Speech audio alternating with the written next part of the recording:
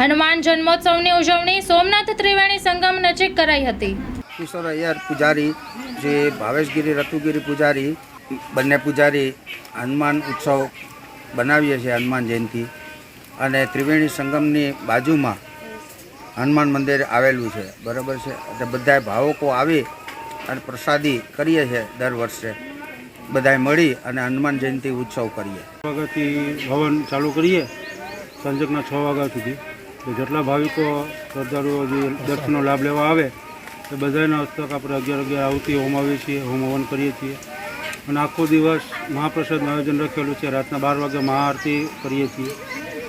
સૂર્ય મંદિરની પાછળ સ્થળ છે પ્રભાસ પાટણ સોમનાથ સૂર્ય મંદિરની પાછળ જે અમરી માતેશ્વરી હનુમાનજીના નામે જગ્યા આવેલ છે. તે જગ્યાનો પૂરેપૂરો લાભ લઈએ છીએ.